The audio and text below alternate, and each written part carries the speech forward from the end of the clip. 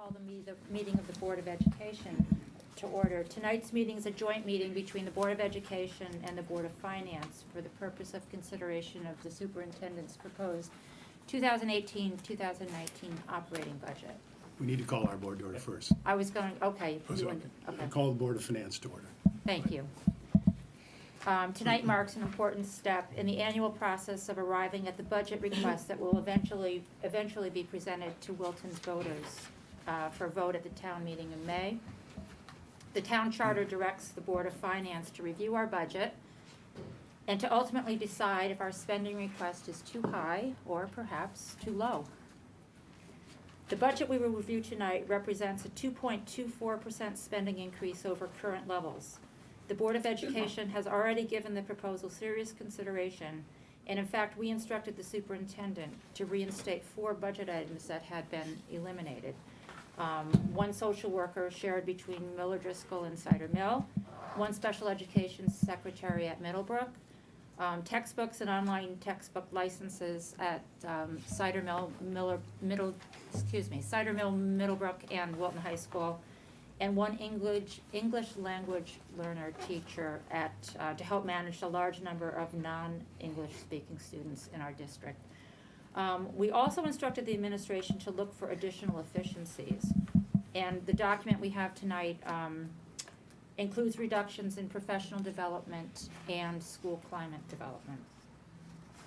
Board of Finance members have submitted several questions about our budget request, and we look forward to discussing and engaging in conversation with you about those questions. As always, we look forward to a productive conversation and to working toward our mutual goal of presenting Wilton taxpayers with a fiscally responsible budget that allows us to continue our strong tradition of academic excellence. And with that, we're happy to entertain your first question. A couple of introductory comments before we get into the budget. Our agenda is only reviewing the budget tonight. But a couple introductory comments. First of all, since we met last year, a lot of good things have happened. One is that you've taken great strides to integrate a new CFO that is shared with the town. And I think when we talked last year, that was still something we would like to do. This year, we're on the path to do that.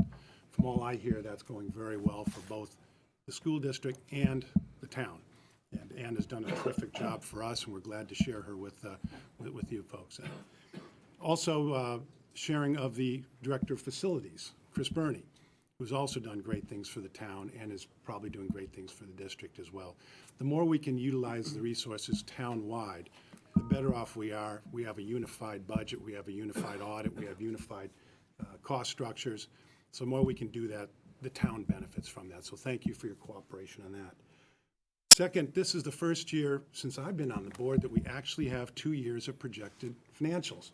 And it's been a long time coming, but I think we're getting there. We have them in the financial spreadsheets. How we activate those will be the subject of the future, but they're there. So we're making strides there. So we're seeing visible progress there. And also, the budget report this year was more organized than last year. It was a lot easier to read, to understand, to get through. And so appreciate a better presentation than last year. So I think we've made a big stride there. I'd like to talk a little bit about the external situation facing the town. Dr. Smith, you touched on it at the beginning of yours. I'd like to expand on it a little bit because a lot of what the Board of Finance does is represents the town and what the taxpayers are facing, both with services and also externally. The first thing is that we've got a new federal tax bill since the last time we were here, and that tax bill limits the state and local tax deductions, which is particularly hurting Wilton with our higher income people and more expensive houses. It is raising the cost of after-tax houses for our citizens and therefore crimping their budgets, or will so in the future as that effect rolls in. We also still have a weak state economy. That's no surprise to anyone. We've had employers leave. We've had difficulty retaining employers, and that's the state economic environment that we're in. The state budget continues to have its woes. This year they cut us back again further, and that has to be made up with tax revenue. That's a direct hit on the wallets of our taxpayers. Governor Malloy proposed another $586,000 reduction for Wilton alone. Of that, 387,000 is for educational cost sharing, finally taking us down to zero. So that has to be absorbed by the taxpayers of Wilton. And then there's this large undefined teacher's pension that's been floated out there that would, if it does hit, would cost between $4.5 million per year to fund our portion of the teachers. 1/3 of it, excuse me, not even all of it. That's out there, and I have to think that that's going to come back from time to time. Our state legislators have done a good job trying to keep that at bay, but there's no question with a fiscally strapped state that that'll come back to affluent towns like us. So I don't think that's gone away permanently, and we have to keep that in mind. It's bigger than all of our contingencies, so that's how serious that would, if that hits, how we'd have to attack that. There's still a fairly weak housing market. We still haven't recovered the value since the 2007 peak, whereas New Canaan, Westport, Darien all have. So we still suffer from that. And the taxpayers feel that in their houses, the softness of the prices and the difficulty in selling. And finally, we still have weak grand list growth. Last year it was 27 basis points, the year before, 27. What that means is that if we have expense growth exceeding grand list growth, mill rates go up. If you look at Westport, they have approximately 3% grand list growth, so they could have 3% of spending increase without any increase in mill rate. If we don't have support from the grand list and we don't anticipate that, that means all of the expense increases just get rolled into tax increases.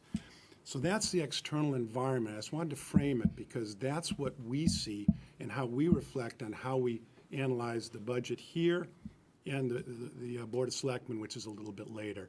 And they'll probably get the same lecture from me in a couple of weeks. But that's the framework we're in. And so within that context, let's get to some of the questions we had on your budget. What we're going to do is we've assigned them to various people. So basically the person that raised that question is most interested in it. And then I'll read the headline, and then they'll take the question, we'll answer that, then we'll move on to the next one, okay? So the first one is financial burden on Wilton, and that's Stuart. Thanks, Jeff. My name is Stuart Koenigsberg. I just joined the board this year, and my children went to this school system, and I have enormous respect and admiration for the quality of education, so please don't take any of these questions as any insinuation of anything other than the advocacy for the taxpayers. So question number one, financial burden on Wilton. Jeff already touched upon it, but Wilton already has among the highest mill rates in the area. Hartford has just recently announced cutting funding to our schools, increasing the burden on town's taxpayers. Many residents will struggle with non-deductibility of income and real estate taxes. And the question is really, do you believe that it's fair to them to propose new costly programs for what's been described as unmet needs in this environment? Examples of some of those include the expansion of pre-K to typicals, alternative high school, and others you can comment on. But alternative high school looks like it's not in the budget. It never was. Right. It was in the tiered, but it's not in there. Correct. Yeah, And I okay. think we need to also, later in the questions, we need to correct our understanding about what's mandated and what's not mandated. And so we made some attempts to do that, and we'll just have to talk to you when we get there. I guess I'm going to start and just respond to some of these, and then I'll, obviously, our board will weigh in, and as appropriate, some of my staff will weigh in too. But I think in considering the question, the context is really important, and there are several contexts. The first, I don't know that anyone within the Board of Ed would suggest that we've ignored the external pressures. In fact, I would argue that recent budgets reflect those pressures and trying to find a balance between managing the state kicking the can, so to speak, right, and shifting the burden to local municipalities, and also trying to proactively improve the quality of education here in Wilton for our students. And then within that context, I think it's important to understand how life has changed for schools and for students. And so I tried to frame that a little bit here, but I think what's important to understand is this. Essentially, the model of public schooling has been the same for about 150 years. And it's what I would describe, and many others would describe, as a factory model, right? It's kind of put together at during the Industrial Revolution, and following some of those principles of scientific management. And for many kids and many families and many years, that model worked, not only here in Wilton, but all across the country. But as life has marched on and the federal government and the state government's understanding of what schools ought to do, corresponding with shifts in society, breakdown of families, breakdown of other social institutions, the list goes on.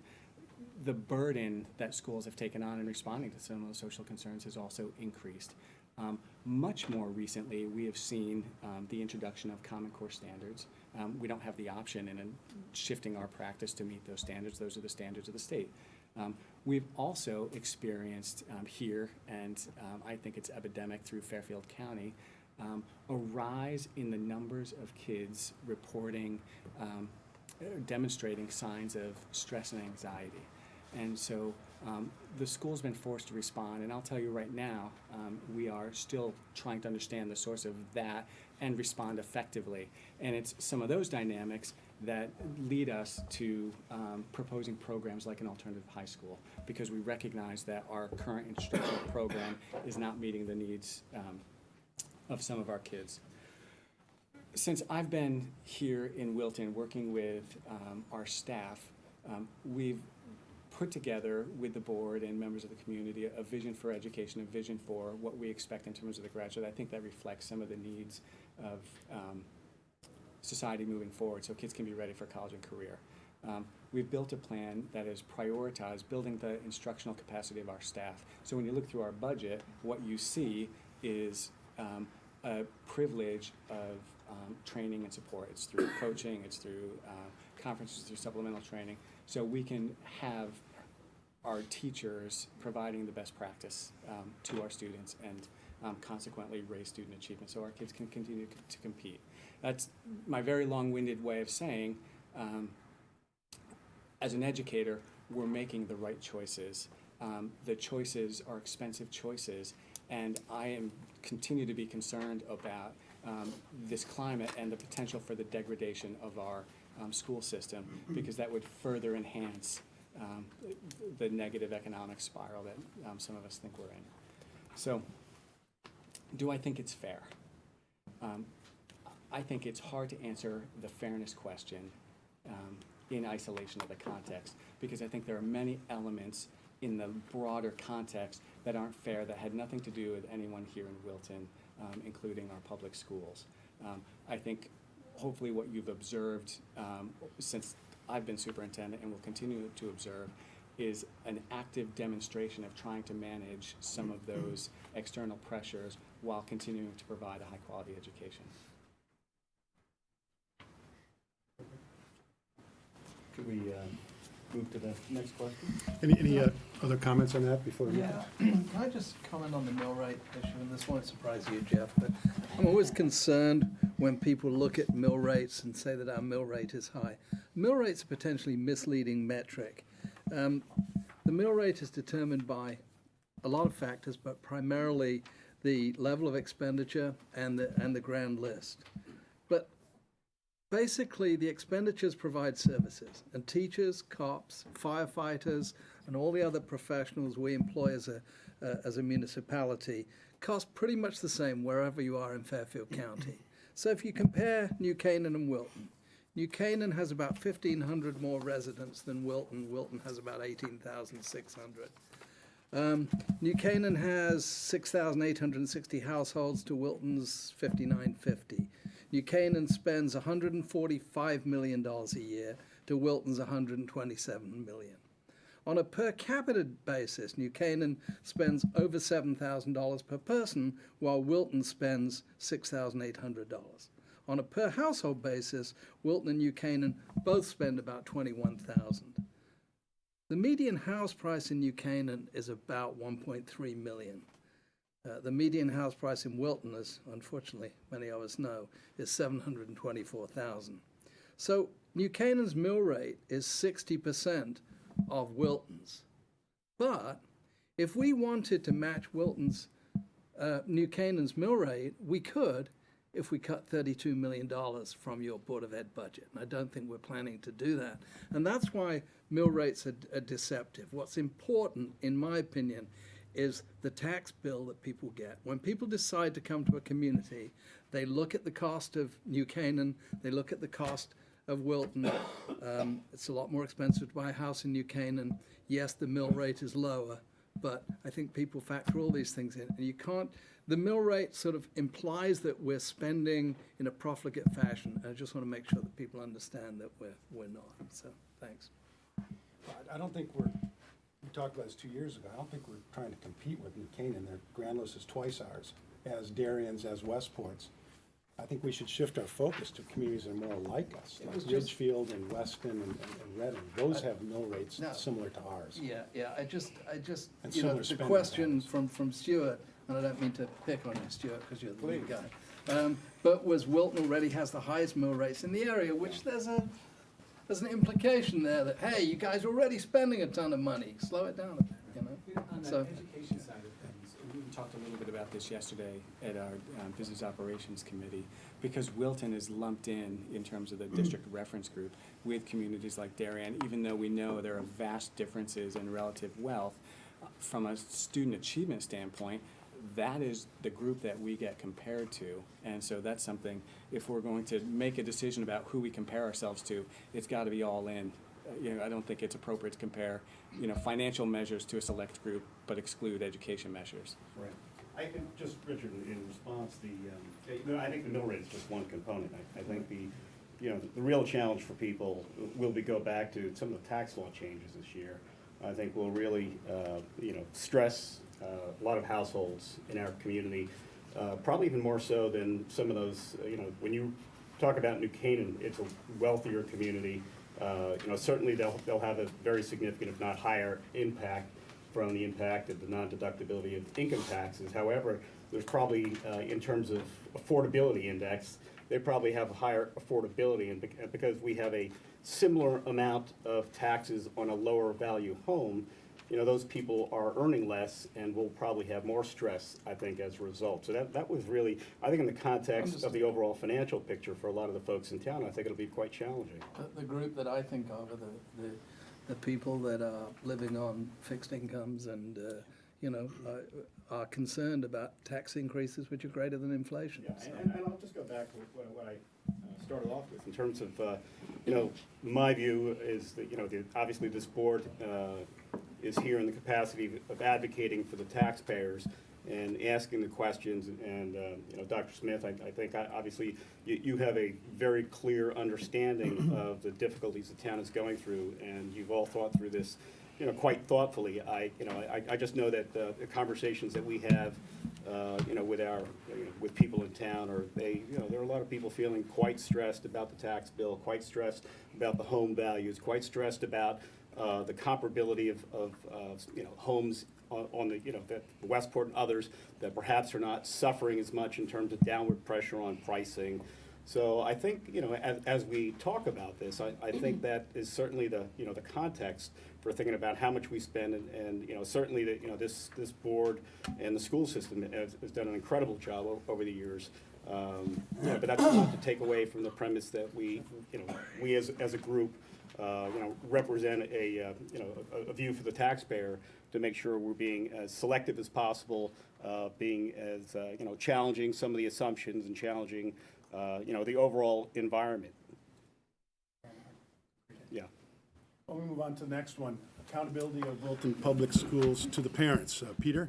Yeah, my name is Pete Balderston. I've served on the Board of Finance for 2 years now. This is my third cycle for budget. And I have the privilege of sitting on a subcommittee of the Board of Ed. It is the Business Operations Subcommittee, which Kevin referenced earlier.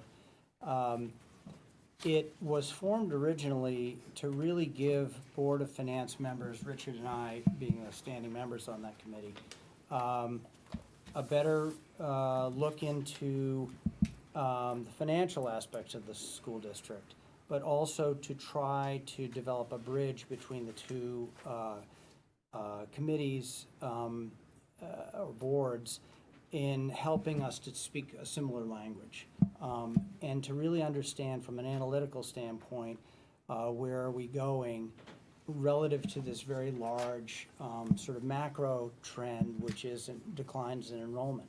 It's a huge driver, as most people know, in terms of managing through your staffing, which makes up a large portion of the overall budget. And staying on top of that as we go year to year is a very important thing. Jeff referenced the need for a long-term budget, and this is the first year we've seen a couple years' projections, and I think that's wonderful. Having the shared CFO resource in Ann Kelly Lentz has been remarkably good. Richard's and my goal for this subcommittee is to really try to develop a set of metrics within what I think has been admitted by the school board members on that committee as being more qualitative measures, and add to that and supplement the budget and the ongoing reporting throughout the year with quantitative measures that give the Board of Finance an eye into what's going on, how do we react to, emerging issues that are coming along. And I think we're making some good progress there. This question, and there are others later on that I'll get to, is really meant to elucidate and begin to develop that discipline through this committee so that not only the Board of Finance, but the electorate at large can really get a better feel for financial aspects and the analytics behind some of that, for future budget cycles. I'm hoping that we can develop some of those for the upcoming, town-related meetings. We're in the process of doing that right now. This is one question. I'll read the question out loud and then I'll talk a little bit about what I'm after. What are the 5 or 6 key measures to which the Wilton Board of Education holds itself accountable that are also things that parents use as a common comparative metric when considering a move to a town within our district reference group? I asked if they could be assembled. I guess that was an unrealistic request. But the point is, and it's my request, that this be something that be forthcoming, because I think, and this is a continuing theme that I'm pressing, as a town, we have to compete for parents with kids. Among our DERG, there's Westport, Darien, and the rest of them. And presumably, the parents are looking at common metrics across these different districts that are indicative of excellence in education. And I'd like the school district to put those forth such that those are available elsewhere at other, DERG participants, because I think it's an important metric for how we are achieving optimization in our tax dollars. Sure. If I can respond to that. Several years ago, when we developed our vision and strategic objectives that are guiding the short and long range work, we also built a balanced scorecard. And you can actually, in the written document, we included a link, but you can find it on our website. And so it's not 5 or 6 measures, it's many, many more than that. But when you look at that, what you find are a range of achievement measures from, beginning at kindergarten right through 12th grade, and they would include things like achievement on our local standardized assessment, the MAP test, which we also introduced 2 or so years ago. Then beyond that, we have measures like the Smarter Balance, which is the state-administered achievement test in math and language arts. And then we look at things like AP achievement, SAT achievement, graduation rates, attendance. So the list goes on and on. There's a body of climate and social emotional data. That's some of that we have, some of that we're developing. And then we also have indicators that are tied to our specific vision. So, in our vision of the graduate, we desire to embed attributes like innovation and collaboration. Well, those are new concepts, relatively speaking, for schools. So how do you measure that? Those are measures that we're currently building and then mapping into our curriculum. So I think the answer is, on the whole, you have a long list of measures that you can look at that we'll continue to build out over time. I think when we're looking at return on investment, that means a lot of different things to a lot of different people. If you're in the school, you want to know that your kids are safe and happy. You want to know that you have a really good teacher, and you want to know you're getting a quality education. So there are a few different ways we try to get at that. when you've graduated, you want to make sure, you know, you've gotten the kind of education that prepares you to get into a high-quality college. I think year over year, we have data that reports that out. But I think beyond that, once you get into college, our job's not done. You know, the real measure of the health is, did you stay in college and did you graduate within a reasonable period of time? And so one of the areas we've begun to measure is college completion rates. And so there's a way to do that through an organization that's housed in Florida. And so we have a couple of years of data now. It's still not entirely clean because we have some kids who go and attend school overseas. But I will tell you, I've looked at the last 2 years of our college completion data. It should be noted that several years ago, the federal government stopped reporting 4-year college graduation rates because very few kids were actually finishing 4 years. So they've now just reported a 6-year graduation rate.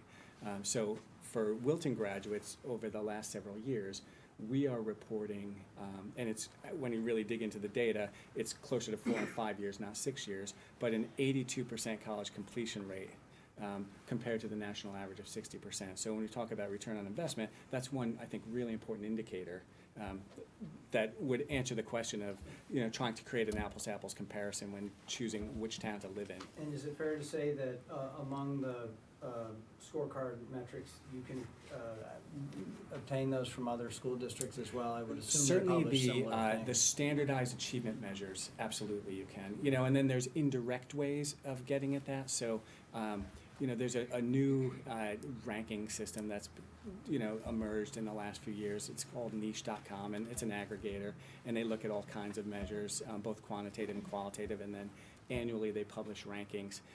Chris was just sharing that I didn't see today's, but you know, year over year on a variety of measures, Wilton tops out on that, you know, top 5, top 10. We've had other, you know, historic measures like the U.S. News and U.S. News and World Report rankings, where Wilton typically does very well. So those are the kinds of things that are public and indirect, and they're comparative. I think it's harder to get at college completion rates. You know, that data you don't find in the public domain so much. I just want to add one comment, which is, I'll speak for myself. I think Richard agrees, though, that it is not our intent on the Board of Finance to micromanage the Board of Ed in any way. We're not looking to, look at ratios of how many pencils per student or stuff like that. We're looking at macro. Not a bad idea, though. I think, Peter, as we have talked about, you know, my background, my research background is qualitative. The story of schools is qualitative by nature. We're dealing with kids, and so I think that the benefit that I've seen with our work together so far are the kinds of questions you ask, and you know, the request for how do we translate the qualitative to quantitative. So I'm encouraged by your desire, certainly Richard's desire, to continue to participate in the examination of operations, doing things like looking at staffing ratios, looking at you know, the percentage of staff that are direct contact to kids, or you know, maybe stepped away from that, and what's that change over time, and then how does that compare? I think there is a story there that we would all benefit from understanding. So your expertise is most welcome. Okay, the next group of questions are all about pre-K, and there's a concern that was raised by several people on our board, so I'll be the one that's leading it, although this represents a lot more than just my concern. And this is a year ago that we talked about the costs and what was the incremental cost, and it took us a while to get that. And at that time, the representation was made that there would be $7,000 of tuition per full-time student. So we're here a year later and asking a question: how much does it cost? How many students do we have? How many SPED students? How many typicals? What we did charge? What we did collect? What the projection is for the future? Because this one has been shrouded in all kinds of numbers that have been, as we all know, inflated in the past. And so now let's get to the real numbers and what we have in school today. And most importantly, are we collecting the revenue that we said that we would collect a year ago? The numbers, and I'll take you through the In your book, the there's mandate. a handout on the front of the book. I took this, that page itself, just add some different numbers on the end of it. Just the budget.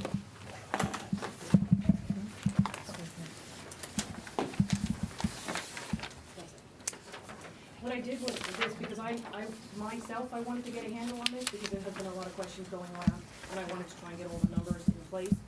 So, what I did first was to add in a benefit line down the bottom, because the benefits are typically, as you know, they're in the district. How, usually, right now, the way we have it, benefits are split between SPED and district. They're not between the schools unless they're a SPED child, because we need that for different reporting aspects. So I wanted to bring this back to say, okay, what is the total cost, including the benefits related? So I put the benefits down the bottom of the budget. I backed out the revenue for each of the budget lines and the actual, so I could bring back to a true cost of a whole teachers, the benefits, everything in here. So what I then did, I took a look at 2017, 2018 budget, and in that budget, I put a note down below. That budget was for 3 classrooms at that time.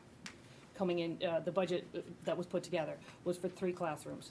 The budget number of 40,000 was carried over. That was carried over from a couple of years when I'd gone back as a budget number versus what we really thought was going to come in. So in looking at this, I reached out to get the numbers of what we thought July of 2017, so I could get a good number. When we started school, September, the number increased so much it went to 54 students, that they were not expecting that level, so a 4th class had to be added at the beginning of the year. So it went up to 54 children. Of that, 26 were typical, and 28 were SPED. So the 4th class, we were able to absorb by reallocating the resources we already had with other classrooms, with other SPED staff members. So we were able to absorb that classroom in the budget right as it was.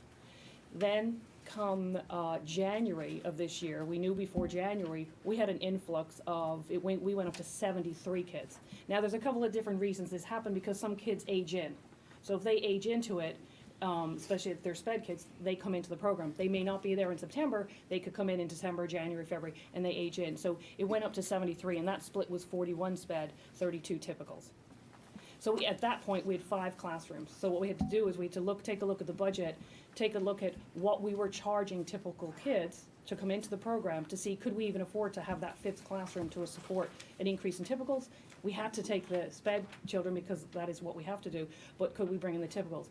We brought in the typicals because the revenues to date for those typicals is $172,000 that we have actually collected, with the potential of another 10 to 20,000 to come in. What I saw happening is we get enrollments at the beginning of the year, and in 17-18 in those enrollments, 9 to 10 kids dropped out I shouldn't say dropped out, 9 to 10 kids of what we had typical either dropped out or actually got classified as SPED kids. So we lose that revenue. So that's tough to balance that revenue side, because once a child gets in, they can actually be, I hate to say classified, but identified as SPED. So then when it came to the 18-19 budget, what we did is we looked to what's actually there, what's physically there, how many teachers are there, what's the makeup of it. So there's 5 teachers due to 5 classes. You'll see it has 4.8. The reason it's 4.8 on the very top for classroom teachers for FTE is because 0.2, we have a small grant. So we pick up as much as we can or pass to the grant what we can. So 0.2 of the teacher was passed to the grant. We have 0.11 certified. That's an administrator to oversee the whole program.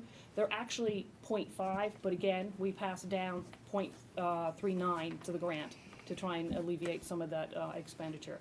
In the 9, we have 8 paraprofessionals and 1 secretary to manage the program.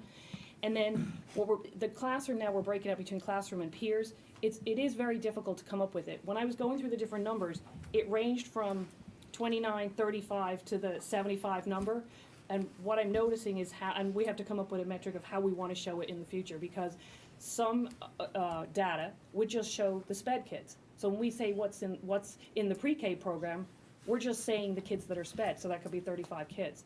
When really there could have been 60 kids in the classroom, because we're not including the total number of kids in pre-K. So I found that in the two years prior going through, I could see where the enrollment was at a certain level, but we were only reporting the SPED kids because the typical kids were paying. So we need to come up with a better reporting structure going forward to say, this is the enrollment of the SPED kids, and here's the enrollment of the peers. So that we can show that for you, especially when they start aging in and that number starts creeping up throughout the year. So in looking at this to say, okay, what is the cost to us to include the typicals? And the way I looked at it was, on where I have column 1, which is 17-18, regardless of, if you took out the typicals right now, with the level of SPED children, you would still need 3 classrooms. So the 3 teachers, the paraprofessionals, you still need that basis if we took all typical kids out.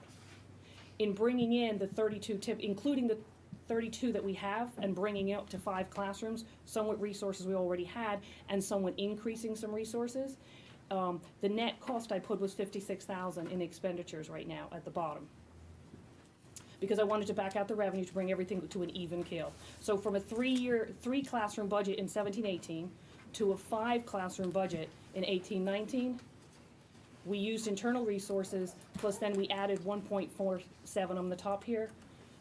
It's 56,000. Now this year we've brought in the 172,000. We expect, if we keep the same levels, there's a little drop off next year. We expect about 67, but that could change. We budgeted 150 because we weren't sure. I don't want to put in 180 if we think it is, if we're going to have 5 or 6 kids drop, and now we're back down again. So I put in 150. That more than covers the program right now with having typical kids in there. Why is the current revenue only 40,000? That's 7 That's kids. that's a budget. That's what I'm saying. The budget was typically put in, and let me step back again. What I also found is the budget structure, the payment structure has changed on the typical kids. It was, if you dropped in for 3 days or you dropped in for 4 hours a day, you were billed for that time period, which must have been very cumbersome to actually undertake to keep that level of billing and tracking and everything. The program changed where now it's 5 days a week.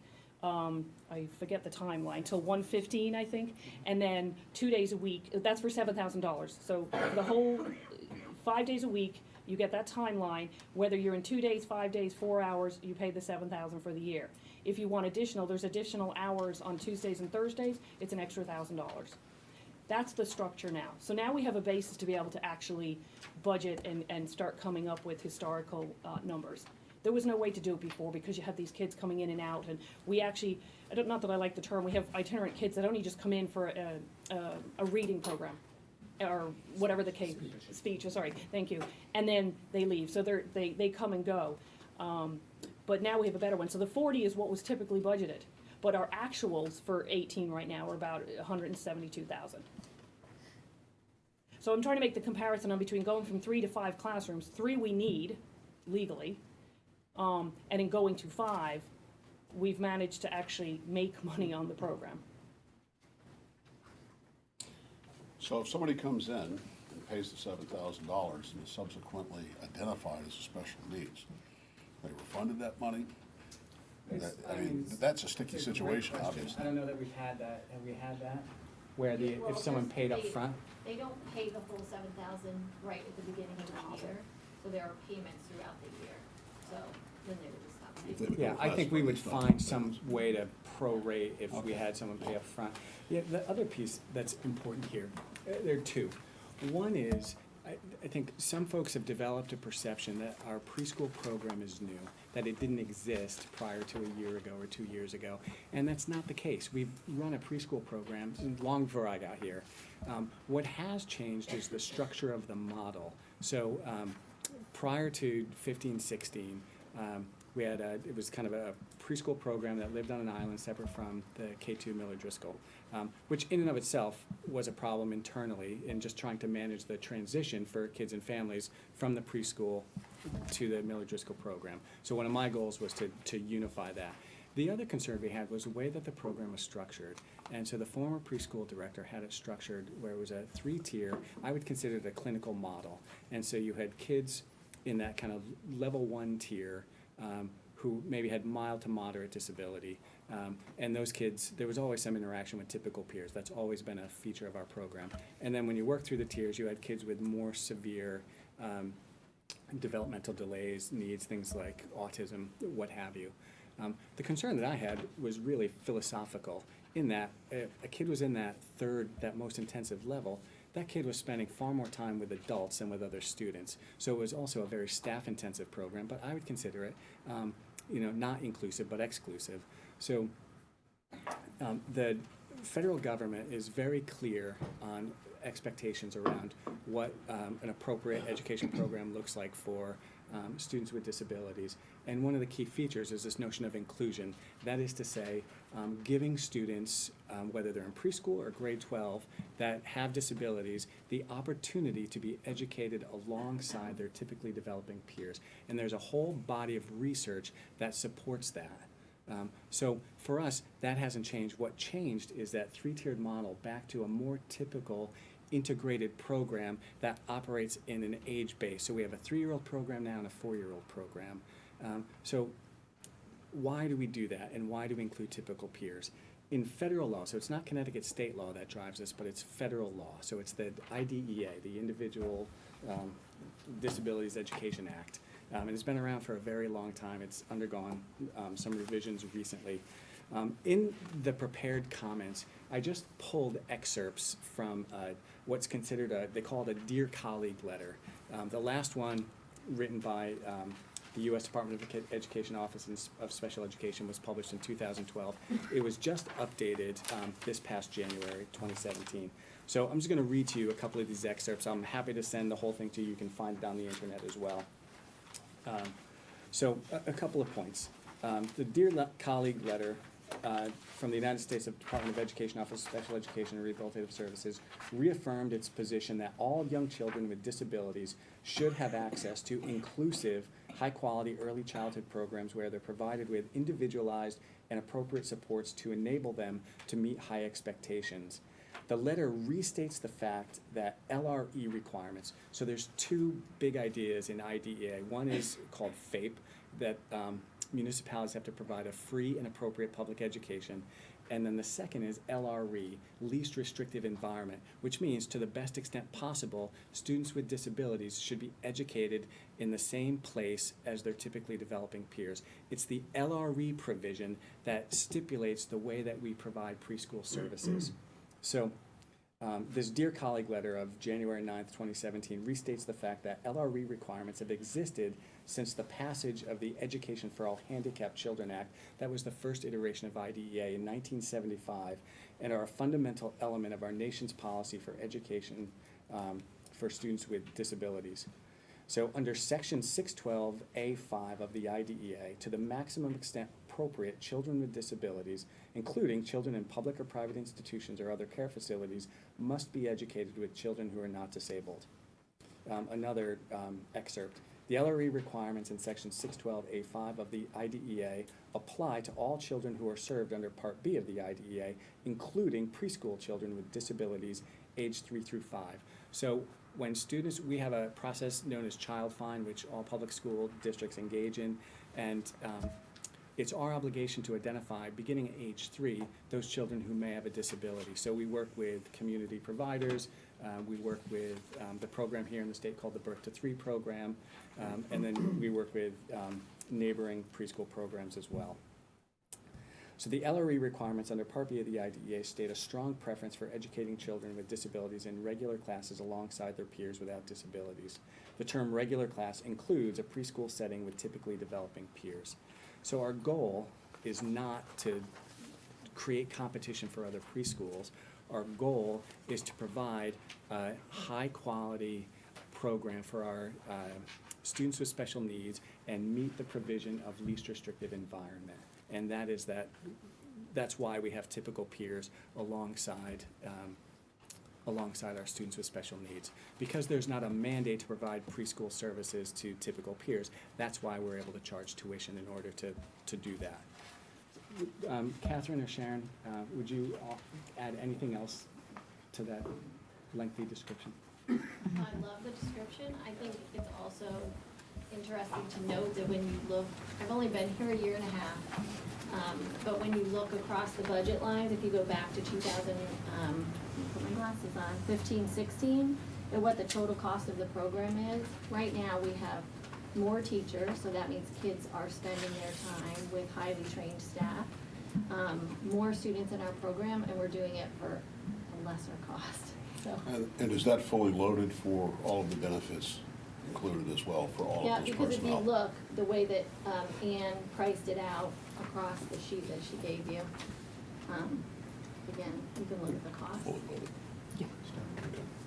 I think I would just add the sense of community that the preschool has brought as well. I think in the last 3 years since I've been here, the amount of new families and families with young children that have come to Miller Driscoll to be part of our open house and part of our, tours through the building and to see the beautiful facility that we have now has been amazing. And, if you want to talk about a feel-good piece of this and bringing the families in and creating a sense of community, I think that speaks volumes. And I also think that choice is good. People like choice. And when people look at towns for schools, they like to see options, and this is a fabulous option for any child. So we do have the legal mandates, but we also have such an amazing option for a family with any type of child, so. I'm just gonna give you one more point, because I'm gonna come back to it later in the question. The changes in the preschool program, and they're all positive changes, have direct and long-term impacts on the rest of our special education program. So one of the challenges that I encountered in looking at all of this, because of the way it had been operated and preschool was kind of on an island, kids were receiving very rich services through their IEP. And so that presented a challenge when the kids were transitioning to the kindergarten program, and created a lot of conversation and debate about whether that level of service was necessary as kids moved into kindergarten. So one of the features of the old preschool model was a dependence on one-to-one pairs, which you've heard us talk about before. So one of the changes we've been able to drive in the staffing model created in that pre-K is, unless it's absolutely necessary, you don't see that same reliance on one-to-one pairs or that intensive adult support that had been provided in the past. And I think as we're going to talk about DMC and some of the changes, but the work that we're doing at the lower schools around really better providing services with a focus on student independence have longer term implications and speak to potential staffing changes as these kids with these IEPs move through our system over time. Real briefly, could you touch on what Canaan, Westport, Darien, Ridgefield are doing in this? How we compare to them? I don't have details, so that's why, we only got these questions, 1 o'clock on Friday, so that's a question for follow-up.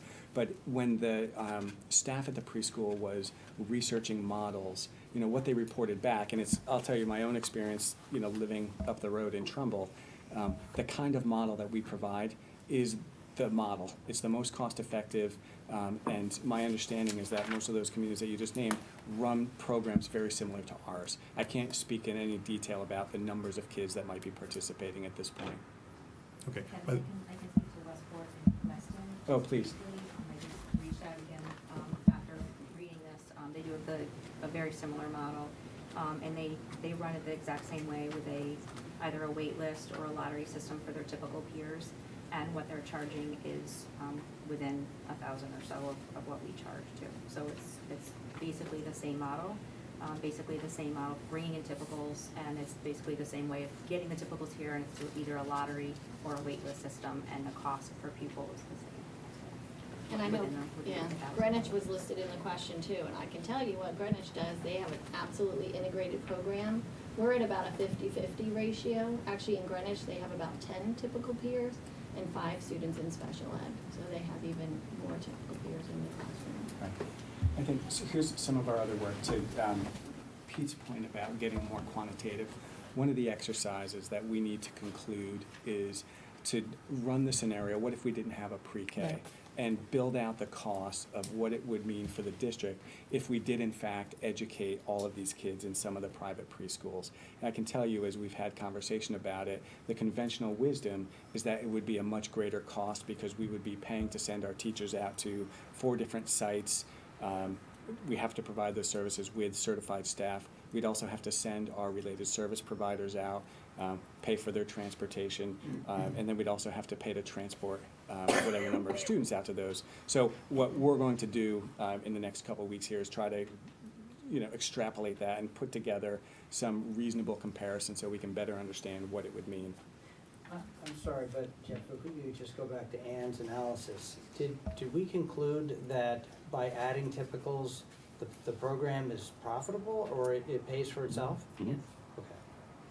Thank you. You know, if I could add, that our ability to attract, our objective has always been, going back a number of years, to get to a 1-to-1 ratio typical to special needs. It's been, you know, kind of a goal to have a balance in the classrooms. And our ability to attract today the typicals is one of the benefits of the renovation that we did at Military School. And so it has been very effective in creating an environment there that's very attractive and very warm and receptive, and for parents who are looking to do that. So it's been a real benefit for us to be able to do that with the renovation there, to meet that objective. I think you meant incrementally that the typicals can Thank pay you. for them. Yes. Not the total They- program. not the No, no, total no, no. program. I think Yeah, that was the no. implication. No, It's not a right. self. Yeah. For bringing the Yeah. typical kids, it's actually, it's covering some of the, yes, Yeah. yes. Any other questions on special pre-K before we move on? Okay, next, you covered the one on legal mandate, so I'll skip over that. The next one is DMC report, lack of implementation to date. Walter. Thank you. Name's Walter Kress. I moved into town in 2010. This is my third series of this meeting. I have a seventh grader in Middlebrook. I have a senior who's graduated from Suffield Academy who went through 10th grade here. So I do have direct experience, current experience here as well. DMC report came out about 3 years ago. And I want to make sure that people understand my discussing this is that I'm as concerned about the efficient delivery of the appropriate services to those truly in need. I don't want to mince those words. So there are a couple of pieces of this here, having read through this report a number of times. One is there are a number of suggestions that were made by the consultant that was hired by this board at the cost of $200,000. And I don't think, I certainly haven't seen it. I know, Glenn, you asked for it in one of your meetings not too long ago for a detailed analysis of what has been done to date, including cost savings, changes, what is being worked on today, with specific timelines associated with those, and ideally some representation of either cost or savings. And then finally, what we've talked about a number of times, and you've alluded to, Kevin, is what can't be done because it's different here. This study actually indicates, if you read it, that it was actually done with the understanding of Wilton as its own community. So not comparing it to the entire universe out there. In most cases, there are some metrics that actually show it versus, you know, the broad universe. One of those metrics happened to be the number of 504s, where we were 10x 5 years ago. So anyhow, I really feel that that needs to be done and put behind us, but done thoroughly. And I know you shared a slide at the presentation back in January. I thought it was partial, but certainly not complete to what this extensive report said. Furthermore, I believe I saw in the budget that there's a follow-up request for $60,000 for re-benchmarking. And I would strongly recommend that we can't get comfortable with the whole process until we get a better understanding of what's been done, what is being done, and what can't be done. Yeah, and can I just make a supplementary comment really quickly? Special ed for the last 10 years has just exploded in this budget. I mean, everyone in this room knows about that. And so an intensive focus on trying to control those costs and optimize those dollars is so important. And I just think, you know, the genesis of this question is, are we doing enough? Are we taking, you know, the recommendations of qualified consultants to try to ring fence that as much as possible? That's Before you the respond, anxiety that's coming out. the other comment I'd make is that special needs represents 1/6 of this town's total budget. So I'm not trying to be pick on, but it's a very significant piece, and it happens to be one of the fastest growing pieces that we're all wrestling with. Sure. Absolutely, and I think, you know, I have a number of points to make on this. So I think, generally speaking, this is one of those questions where you're looking for quantitative data and we're talking qualitatively because we're trying to define the context, and that's something that, you know, attention we're going to live through. There were 6 recommendations in that study. 3 of them really were germane to ensuring that we have a very high quality early reading program. And so some of the supplemental benchmarking we're doing is to assess our progress in that area because we feel very good about the steps we've made. And so those are things like ensuring that there's consistency across classrooms, that we have clear standardized measures for assessing reading achievement, which we didn't have. You know, we had measures that were hard to understand. So you know, a lot of people had questions about it, but that's where the NWA MAP assessment really served us well, because now we have, you know, to the best extent that kids are taking that test faithfully, we have good measures. And then the third piece of that was the implementation of an intervention program to respond to kids who are below benchmark, and then how do we respond to that? So I think, you know, when we're talking about success, that's one of those areas where I would say there's been tremendous success. The latter three recommendations were around, you know, efficiency and reducing staff based on some assumptions. So some of the assumptions built into their recommendations were things like if we increase contact time between the related service provider and students, we'll be more efficient. If we streamline paperwork, we'll be more efficient. If we increase group sizes, we'll be more efficient. All of those things on their face make a lot of sense, and I'll tell you, and I think all of my colleagues would agree, when we read that and discussed that, we said, oh yeah, you know, these are things we should be able to do. So why haven't we seen that? You know, I will tell you, it is not for lack of interest. You know, if somebody turns around with a piece of paper and says, you can find $3 million, you know, we were gonna go look for the $3 million. I think in my examination of our context and what's happening here, I think in the whatever comparisons DMC made to, you know, their national database, they did misread the climate here in making those statements. That being said, I want you to understand we have made changes. Some of them actually preceded the DMC recommendation. So you may recall one of the recommendations was to reduce kindergarten paraprofessionals by half. So we actually have 5 kindergarten general ed paras for 11 classrooms. So that was, we were already engaged in that process. So I don't know that we realized the $337,000 in savings because we were already there, but in terms of the recommendation, we're doing that. I talked to you before just about the changes we made at pre-K and really understanding IEPs and trying to provide the right level of service. So as a result of some of those changes, particularly at the lower levels, we have been able to come down in OT services. We have been able to come down, including in this budget proposal, it'll be a total of 1.6 speech and language. That's an area where, as we get better and tighter with those IEPs, I think we'll continue to come down. I don't know, and I'm not going to make a statement to you tonight that we're going to be able to come down to the levels assigned by that, or proposed rather by the DMC report, because I don't think that they had our context just right. We've already talked about how we've redesigned the preschool. The other area that really drives a lot of our staffing time is in the area of PPTs. In this climate, there is a very high demand for services, and that manifests itself in a number of ways. One is the request for referrals. So it's in our data. We have a high number of referrals to special education. And then through that referral process, that's all time. So our related service providers, once a referral is made, now, you know, there are all kinds of laws and regulations that guide what we have to do and impose particular timelines in which we need to do it. We conduct comprehensive evaluations, and so that takes a lot of time. And then we have a lot of PPT meetings. So those are the formal IEP meetings where, you know, we meet with families and our service providers kind of go through goals and objectives.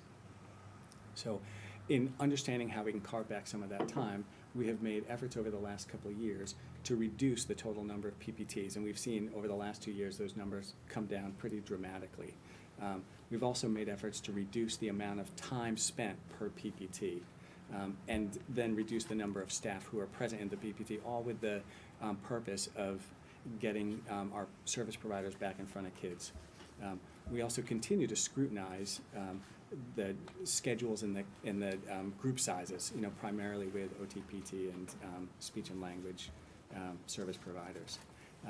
The net result there is we have been able to shift staff away from those meeting requirements. What we haven't been able to do to the magnitude that was proposed in the DMC is peel back on the required number of staff. So it's an area we continue to look at, and I think, Walter, to your point about effectively delivering appropriate services to those who are truly in need, that's a question for debate, and, that's something that we wrestle with. I think we see a lot of early promise in the changes that we've made at Miller Driscoll and beginning in Cider Mill, and those changes will follow kids through.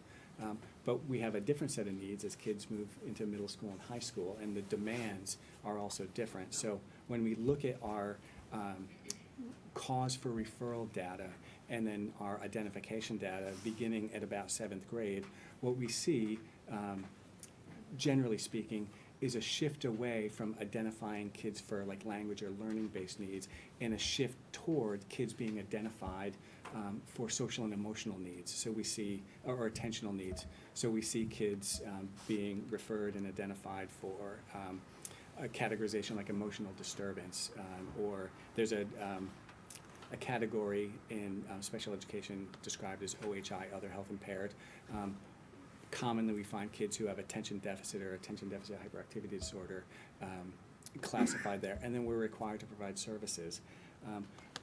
I will tell you, that is an area of work that we have a long way to go, and that's something, it is not unique to Wilton. One of my colleagues just sent me an article from the Greenwich Time recently, and they were describing their own concerns around special education services, and in the article, they summarized some of the challenges faced by other Fairfield County towns, and I will tell you, it comports completely with the conversations that I have with superintendents in the region, and that's, we're seeing across the board, the demands for services and the increasing demand for service as a result of social emotional needs of our kids, beginning and when they hit adolescence.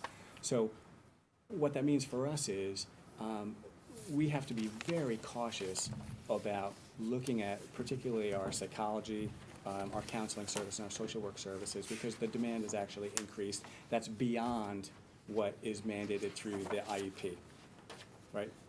So so there is a qualitative answer to a quantitative question. I would like to come back and pose that quantitative question again, because I think the framework is reasonable, and I think it's pretty straightforward, and I'd really like to put this behind us once and for all. What's been done to date, and what have the savings been? Because this has been out there for 3 years. Sure. What are you working on now? And you've given us the qualitative, so don't need that, but what potentially are the savings that you're working on now? And then finally, what can't be done because, as you state, the DMC, even though they spent time here, misread our group. Yeah, so Break it down to those 3 areas that we need to see that. quantifying the dollars is difficult. And ranges would be Sure. appreciated. So I think the way that we would do that, and I'm happy to get back to you, we can put numbers behind the reduction in general education paras and even the special education paras, because that's an area, as a result of the DMC report, we can actually quantify.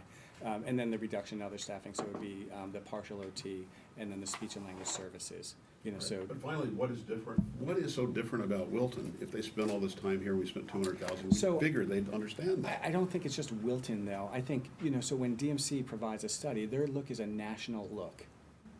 It's But they have not. experience looking at our area around Yeah, I here. would They've think done they'd others. have subtleties within different wealth I don't know that came DRGs. through in this report, and I think that's a question that I would feed back to the DMC people. In fact, Chris and I were talking about this earlier, and we'll have Nate Levinson, who chaired the study, come and talk to us, and we can put that question. May I recommend that just we need do to- that, yeah. that we make Absolutely. folks aware of that? So I'd like to see this put behind us. And furthermore, I understand there's an increase in anxiety and other needs as children get older. We used to see a spike in 10th grade, and I don't know if it was an anxiety or if there's a group of people that are somehow gaming the system saying, I want my kid to have extra time on an ACT or an SAT. In those specific instances where there was some coaching going on, and I question that. One of the questions I have about special needs in general, Kevin, you've mentioned before that early identification is critical. At some point, somebody should graduate out of special needs if done correctly. Absolutely. It seems like we're going in just the opposite direction from the numbers that we are seeing here. I'm having a hard time understanding that, and more importantly, I'd like, for the benefit of everybody, and especially the students, to understand what is the root cause of all of this anxiety all of a sudden that's appearing. Because if they think they're going to be less anxious when they go to college, I'm afraid they're going to be really disappointed. I would be very careful not to minimize what kids are experiencing. I think, Walter, to your point, what kids are identified for early on is different. It's, typically language-based learning disabilities. Right. And, I think your theory is exactly right. Done well, we should provide the appropriate supports and accommodations with a high-quality general ed program that would enable kid to develop the compensatory skills, so at some point they should be able to function without those services. That's the goal. It's the goal of independence. When you look at the referral rates, though, and the reasons for referral, once you hit 7th grade is kind of that watermark for us. It stops being primarily language-based learning disabilities or academic-oriented learning disabilities and becomes more about the social and emotional learning disabilities. And I think, as we have proceeded with our strategic plan, and again, we're talking 4 or 5 years here, so relatively short term. Historically, our focus has been to build the academic intervention program. We just, this past spring, convened our social emotional learning program review. And so one of the recommendations coming out of that program review is to develop an intervention model. We have pieces of it, but we don't have yet a comprehensive intervention model that speaks to that early identification that would mitigate kids from, having to be referred to SPED. That's work that we still have to do. I did speak with Andrea. She made a presentation, I believe, back in November. And she did mention one of the items, because I am concerned about the amount of time the professionals are spending in front of the students themselves. And the study pointed to the fact that somewhere in the zip code of 40%, it should be ideally 75%. And inasmuch, she had mentioned that both parents and professionals are coming to these PPTs unprepared, and that she was working on that. The parents have to have involvement here. This is a joint effort, and so I would hope that, she said it could take some time. I'm struggling with why that would take time for people to be prepared for these meetings. But I'm seeing things like that impact the delivery of the services to the student, and by the way, cost extra money. And keep it in that order. But those things shouldn't take all that much time. You're a teacher, you're a professional, come prepared. You're a parent, you want services, you come prepared. If you don't, why are we spending time on that stuff? That's a big concern. And so I wasn't present for what Andrea shared, so it's hard for me to know. I can tell you, and I think, Kathy could speak to this about, the changes that have been implemented at Miller Driscoll around those areas of being really efficient and effective. Do you want to just take a minute and describe some of what you've done? Oh, absolutely. We have, and again, this is working with Sharon, but we have very specific guidelines of our expectations as administrators around staffings, which is our opportunity for the staff to be prepared with the paperwork. We do a lot of proactive measures so that we can minimize the number of meetings. So over the summer, my assistant principal, Janine Carley, we developed a welcome back letter that we sent out to all of the parents of the students who are in special ed that outlined who would be the administrator overseeing your child's IEP meetings, who's the case manager, who are the people on the team.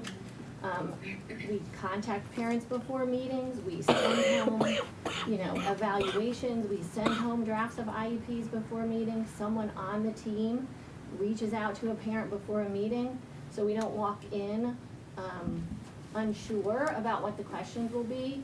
We've already had a lot of conversations. So then when we get into the actual IEP meeting, it's working on that document, all the legalities that have to go with that, but it's much more efficient. So it speaks to what you talked about. And I think in terms of what else are we doing, because this is a front and center issue. Andrea is new to the district, and something that we had begun to work with Ann and Sharon on, and now with Andrea, is that implementation of staffing ratios, so we can have consistency and a model in the way that we've developed a model in the preschool across the district for understanding and assigning services and service providers. So Andrea will be rolling that forward beginning this spring with the expectation that she'll be coming to the board in September with a series of recommendations around staffing models in special education, which ought to speak directly to the question about how many, for what reason, and where. And, we'll have to look at, what the timeline for implementation of that is, but my hunch would be several years. I hope she has some early view on that. Yeah, I was gonna say, so she did this at the Fairfield, school system. Is there any early look as to what kind of opportunity for savings there are there? She'd have to answer that question. This is important enough that it probably can't be done all tonight in detail enough. So I would suggest, since we have an operating committee, that several are on it, Sure.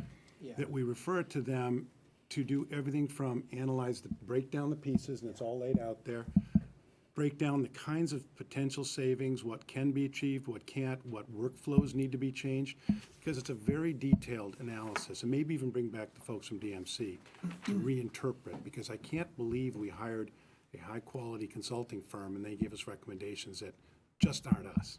I used to work for consulting companies. We had reports like that. That's what clients typically said if they weren't wild about the recommendations. So I think we need to see, let's analyze them. Here, Jeff, it's not that we weren't wild about the recommendations. There's nobody who is sitting in this room who's saying, we don't want to spend less money. That's No, not the understood, issue for us. understood, but there's a difference between Okay. saying, that's interesting, because that was the last 2 years, and now we're in a third year, and so we need to have a little more steps, break down the steps, analyze the pieces, because I don't think DMC is completely wrong. I think they've got some things that they are onto that could talk to streamlining workflows, shortening timeframes. At GE, we used to call it workout. Take work out of your work so it gives you free time to do other things. Those kinds of things only can be looked at on a broken down basis, and I don't think it's going to happen at a board level like this. But something in your committee is something you can do because you meet periodically and can break it down and look at benchmarks and talk to neighboring towns to see what they're. It's a larger project than can be done here in a 30-minute discussion. Can I ask a question about, I heard earlier that there was a budgeted spend for another consultant to come in or It's revisit just follow-up, yeah. with DMC? It is, we're reusing, so part of what they do is do a schedule analysis, so we're doing some schedule analysis to follow up particularly about our reading program.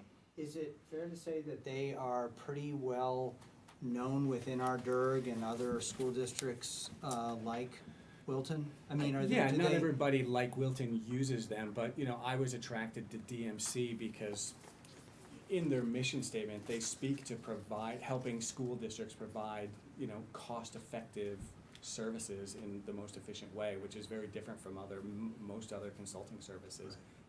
Debbie had experience with DMC. I did, and it's a recognized group certainly within Fairfield County. They're well connected to Harvard and all of that, so the research base is gonna be very good. I think to some extent, they put some ideas out there, and I've talked to Kevin about this, that they really do try to push the envelope. If you talk about just regular budgeting, apart from special ed, they've produced some publications where they say, how to cut your budget.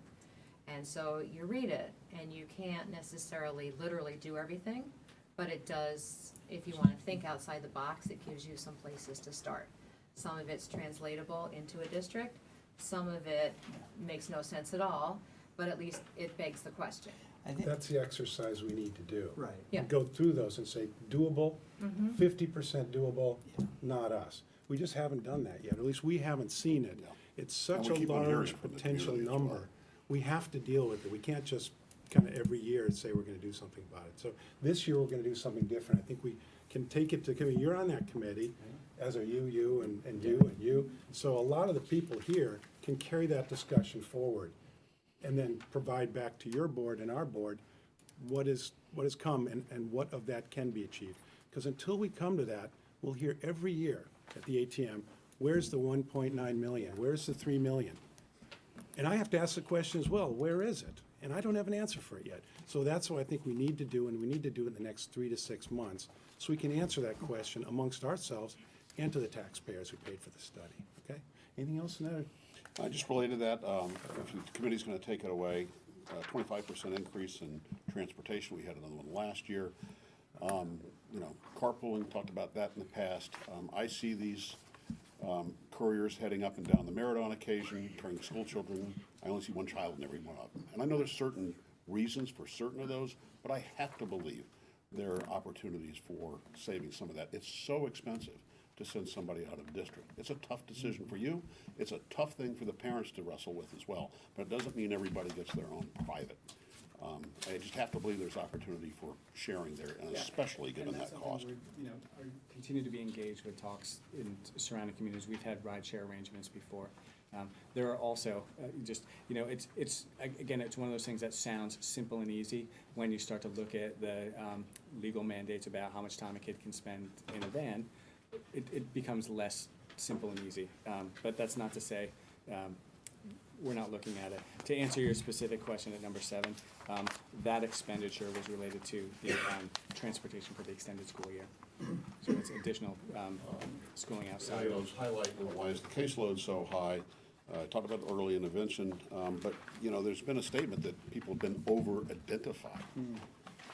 That's very concerning, because that's dollars, and if they've been over-identified, do they really need those services? I mean, that's something that Andrea's wondered about, and she made that statement. And looking at the norms and averages across the DIRG, looking at the state levels, and then looking at, you know, that Wilton has the highest prevalence rate this year, is absolutely something we need to look at what's driving that. But that's a positive, that there is, that Andrea has that expertise and experience, and has the relevant experience from another town in terms of identification. You know, I obviously, you know, don't understand this very well, but, you know, in terms of the incidence level for Wilton being the highest in the area, you know, other than that's just, you know, the luck of the draw, it would seem that there likely is some identification differences. The question is, who's got the right identification philosophy? And is it philosophy, or is it science, or is it art? There's a procedure and there's judgment, right? And so as part of that identification, you know, there's a whole battery of assessments, cognitive, social, emotional, et cetera, achievement that students take, and then the staff conduct their analyses, and then through the PPT process, through the IEP meeting, make a determination. I think that there's maybe a question back to Jeff's point on you know, it's very different, you know, when you're talking about a child versus how a company would look at a budget. But in terms of you know, identification on the fringe versus clear-cut cases, you know, the question is how much over-identification is there at the fringe level, and whether or not something can be done about that more quickly in terms of identification of policies and procedures in terms of how to apply those judgments. And again, you know, this is not my bailiwick, but you know, it seemed that given where we are in terms of the spectrum at the very high end, there might be some opportunity. I think, you know, and it's really around you know, deepening the understanding of disabilities in that continuum, and then providing appropriate support and training. So one of the plans that's in place for this summer is to take our administrative team, many of whom chair those IEP meetings, through a very structured training about identification in an effort to standardize understanding and hopefully speak to that question about, you know, fringe or core. And will that be just initial identification, or will that be ongoing as well? Because I think one of the things that I feel like they never get out, and they stick with it, or they get into high school and say, you know, I've seen them, I get extra time on my ACT. That's not fair to everybody else if you're gaming it.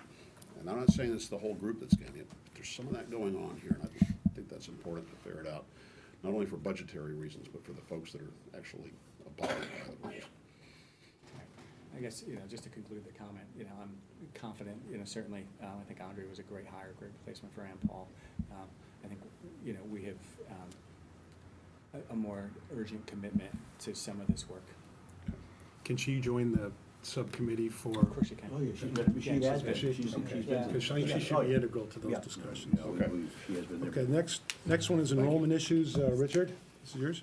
Before I go into the specifics of that, just to add some general points to what Jeff said, I'd like to add my commendation to the board and the administration for the process this year. It's been a lot easier to follow what's going on. I particularly like the fact that the budget process that Anne and her helpers set up this year, where they sent spreadsheets out to the principals and to the district. The quality of any budget is always increased by collecting data from people who are actually going to be accountable for it. So I really applaud that. Jeff already mentioned we're a little bit disappointed with years 2 and 3, but we're hoping that next year we can really start to model those future out years. Also, another thing I want to mention was that the board held 3 2-hour workshops to review the individual school and district budgets. And I was able to attend those, and I found that really useful and insightful. And it occurred to me, if it's possible next year to hold those at a time when my colleagues could attend them, I think they would find it incredibly useful. For example, we know that there's a lot of discussion about the coaching program and interventionists, or interveners as I like to call them.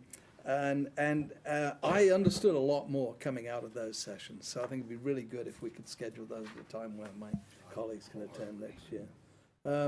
Just to kind of reiterate what we've all said here, you know, I think I speak for the whole board. I'm sure they'll tell me if I don't. So all of us on the Board of Finance understand that an excellent education system is an imperative for Wilton. It's one of the things that draws people to Wilton. It's the main factor for drawing people here. But equally, we're all aware of the need to keep property taxes under control, particularly in these times when, you know, state support is all but eliminated and people are facing increased federal tax burdens and Social Security COLAs, now that I'm a recipient of that, don't seem to go up very much. So, you know, we're very sensitive to those things, and that's the balancing act that we face here. My questions specifically are at the macro level, which won't surprise any of you who've seen me here at this table for, this is my 5th year, so you've seen me here 4 years before. So my specific question regarding to enrollment, and Stuart, we kind of roll into the issue of declining enrollment, and I have a question that's very similar to yours coming up, so I think we can get a 2 for here.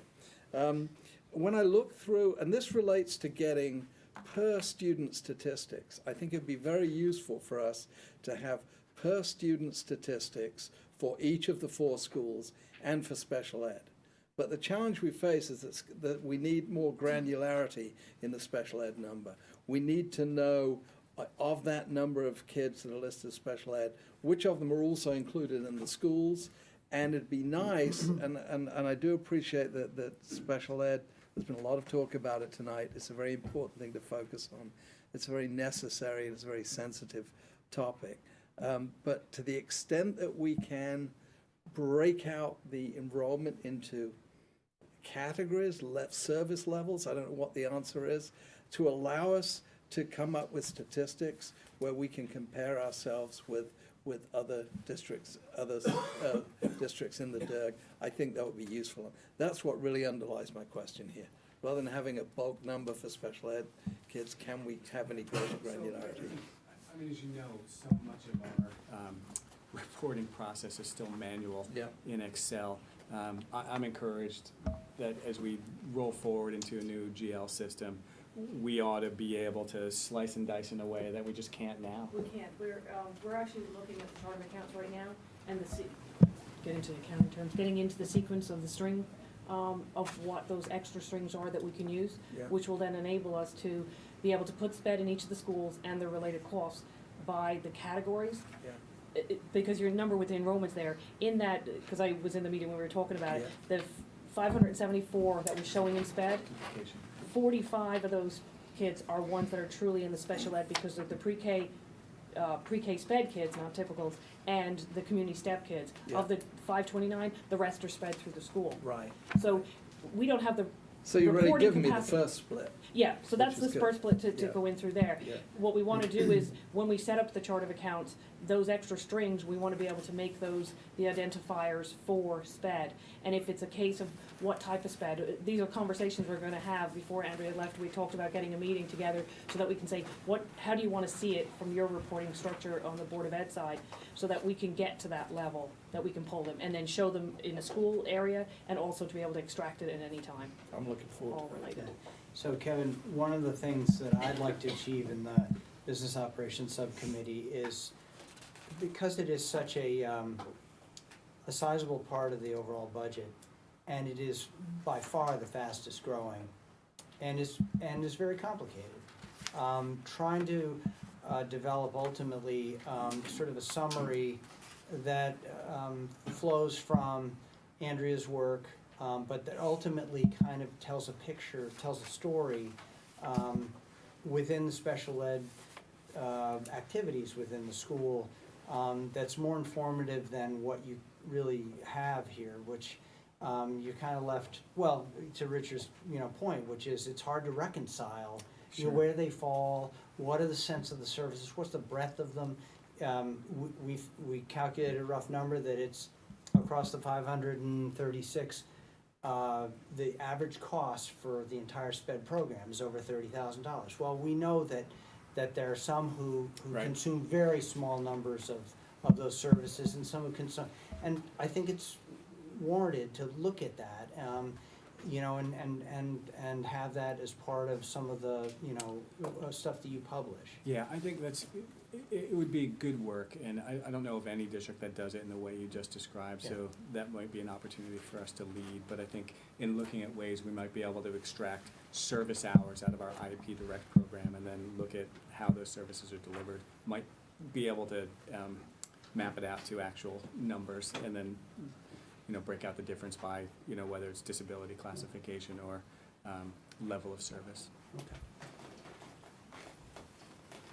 Just to add on the next point, declining enrollment, I'll read it and just provide some perspective. This is something that members of the board we've talked about, but over the past few years, and I'll read this for those who don't have a copy. Over the past few years, and looking at next year's school budget and beyond, school employee headcount is decreasing at a slower pace than student population, and cost per student is increasing beyond the pace of compensation increases.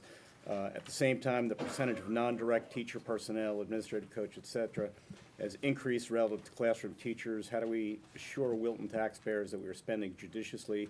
What areas would you consider rethinking in order to decrease spending in order to achieve the Board of Finance's target? So I've read through the responses, but in terms of just the context on the numbers from the Malone and McBroom study, which I understand has been spot on, it's been remarkably accurate in terms of the projections.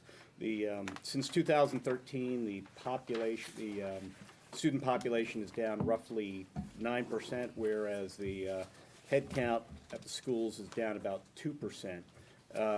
That would infer if the school population, if the employee population was keeping up with the decrease in student population, it would represent about a 40 additional head count reduction, which would translate average numbers to about $4 million in cost savings. And I understand this is clearly a very difficult issue to manage. I think for anyone in the situation trying to figure out how to deal with the impact of decreasing population while increasing potentially services based upon some of the factors we've talked about, special education and other areas. I think the challenge still is for the taxpayers looking at a continued decrease in population, not just historically, but I guess in the next 4 years, there's a projection to decrease by another 7%.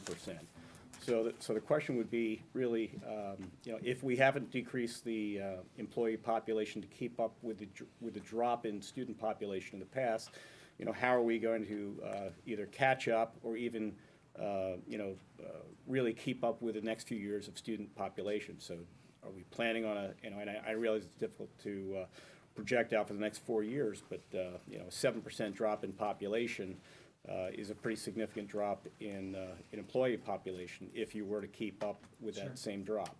So I think a couple of things. Interject, Sure. because I think I can save some time here. Because I have a point on administrative overhead staffing, which is almost the same point. And let me just kind of add it on, and I said, despite gently declining enrollment in recent years, and continuing projections of declining enrollments going forward, the number of administrative staff barely changes. I was focusing on administrative staff since obviously we don't want to reduce the quality of the product, and is there room to cut down in I challenge administrative? your assumption that reducing administrative staff would not diminish the quality of the product. Have you ever said something halfway through the sentence, you realize that you're setting something up? So, yeah, point accepted. But nonetheless, I think it would be good to look at each position and say, you know, is this position necessary? Well, that's obvious and easy, but it's an exercise worth doing. Can it be shared across campuses, or is it possible to do some sort of regional resource? It's really just adding on to the question that Stuart already. Yeah, and I have a number of thoughts on that. And so I think, Stuart, one of the questions that I would hold out is the assumption that there should be parity in percentage reduction between staff and students an appropriate assumption? Different opinions about that. You know, Sure. rationally, you can't have precision in parity because there's only one of you, for example. But, you know, the question is directionally, because 9% Right. versus 2% is quite a disparity. And so, and here are some of the differences, because it really, the difference recently is nested in the choices that we've made administratively, and I'll give you a couple of examples. So, where staff is most sensitive to student enrollment decline is in the classroom.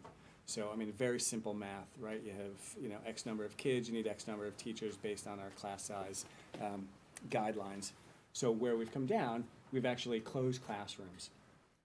But given also the challenges we put before ourselves in terms of improving the quality of our program and you know, raising achievement, we've shifted those staff rather than reduce the staff. So that's not a dynamic that would continue into the future, because we have, I think my colleagues would disagree, but for the most part, the right people in the right roles. You know, there is still, you know, internal tension about, do we need additional administrative staff in a couple of areas where we're, special education, for example, experiencing some volatility. But in terms of instructional coaching, in terms of, you know, shifts we made to utilizing curriculum coordinators, we tried to do that thoughtfully. So it wasn't an add in addition to classroom teachers, it was a shifting of staff and then a reallocation of some stipends in order to achieve that. So, you know, that kind of work won't continue. So I think, you know, as enrollment continues to decline, we will continue to see additional certified staffing reductions of some magnitude. I think where we have made pretty substantial decreases that do track, and it might not be even in terms of parity, but do track the enrollment decline is in our classified staffing. And that, you know, again, in part came from recommendations from the DMC. So you look at our total reduction in paraprofessionals, and, you know, that number's gone down pretty substantially. We've also, we've reduced in the area of campus supervisors.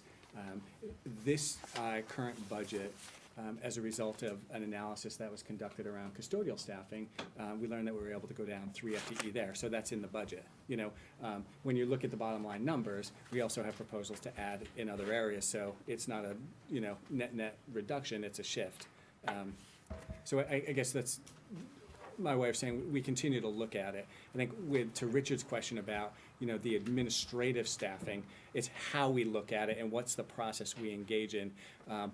This is not a question that has not been asked. And I will tell you, for example, you know, one of my principals said, I could not imagine having this building function without, you know, the assistant principals. And so looking at the time and what they do, the work that they do enables our teachers to do the work that they need to do.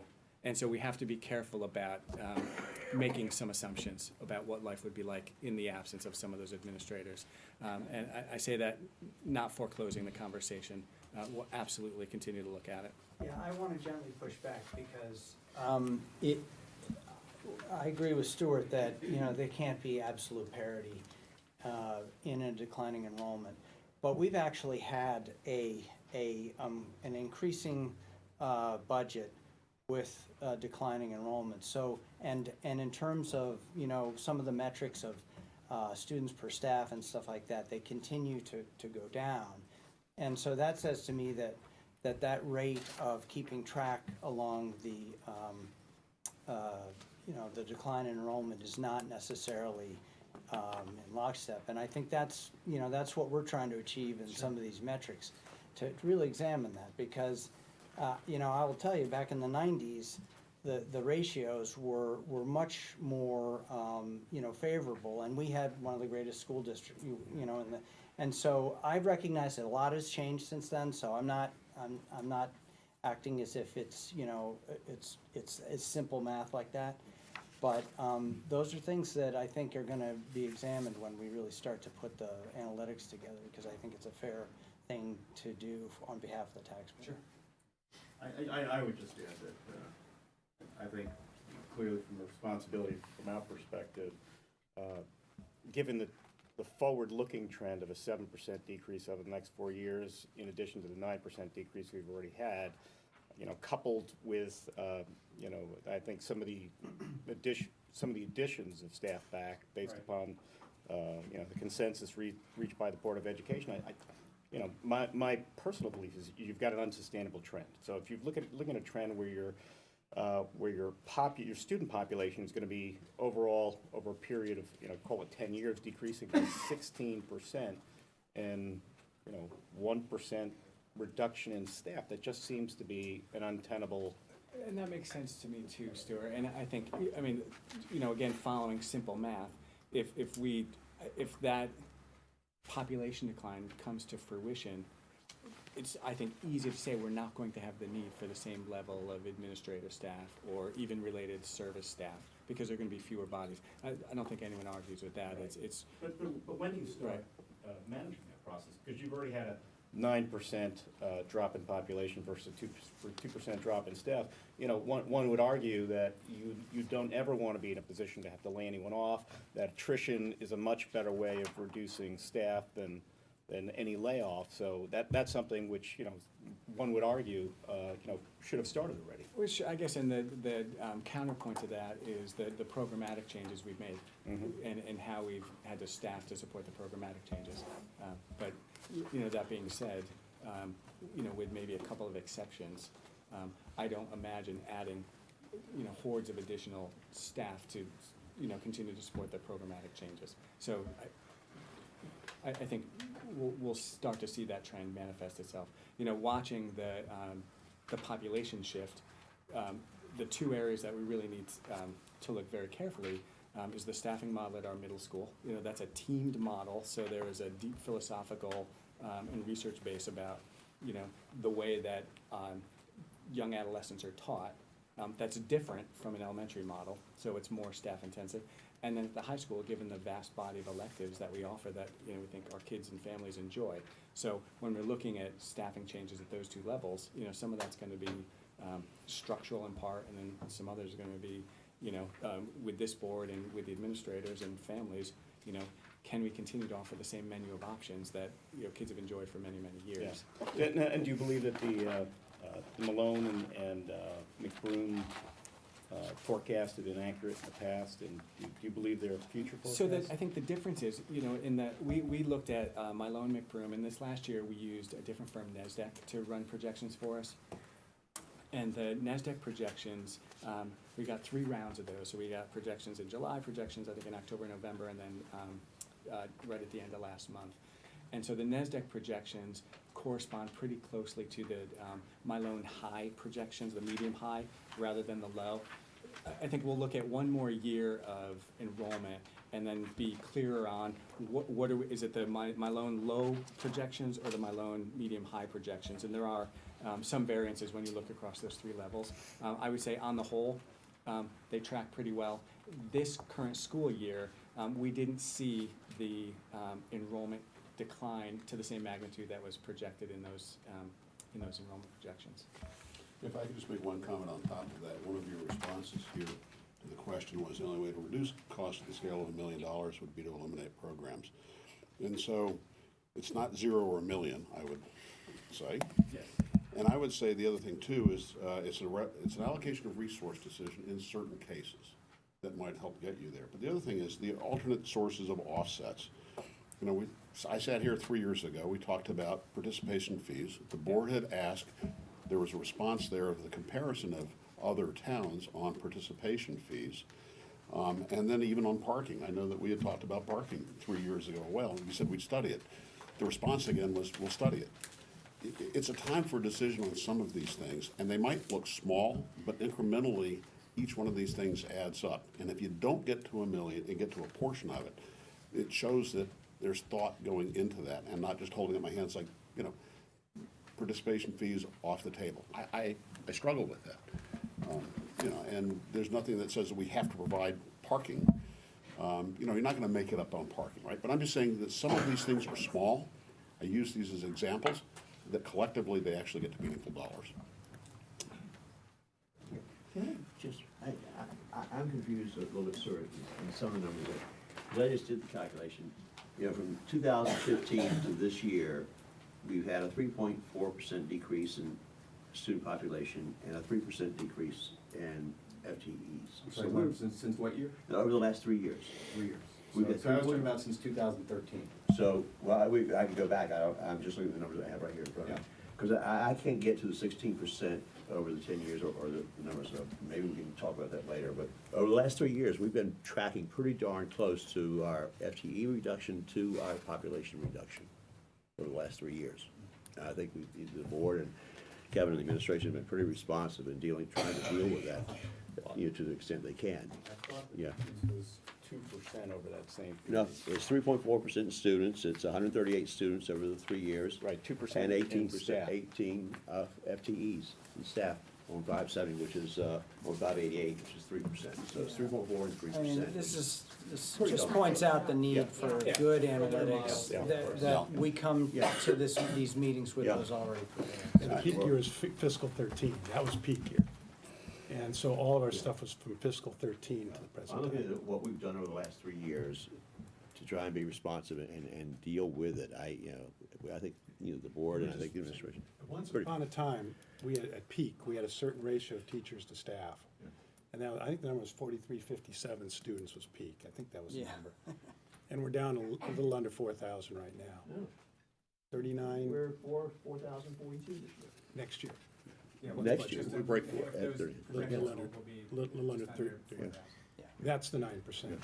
And we're down 12 FTEs on a base of about 580 FTEs. That's about 2%. We're down 18, 588 to 570 in the budget. It's down 18 FTEs. Well, we can look at the numbers. No, I they're took right- these numbers off of spreadsheets that were given to me, so. It's right here in the budget. We looked at it, but I think it doesn't negate the Okay. point Right. that Yeah. this isn't, I mean, our staffing is the largest driver of our budget. Yeah. We understand that. Yeah. There's one thing I was gonna just bring up, and I only have one copy, but these ought to look familiar. This came from your board several years ago. This is a presentation that Bruce Likely did in fiscal 14. And this is almost just a show and tell, so you understand where you were. In 1992, the enrollment was 2,766 students. By the way, this is non-special ed. There's a special ed page as well, but let's just focus on non-special ed. In 2001, it had grown to 4,037, roughly where we are today. And in 13-14, it was proposed 4,320, which is about peak. And Bruce's numbers said we had a 56% enrollment from 92 to fiscal 14. So that period of time, the schools grew 56% in enrollment.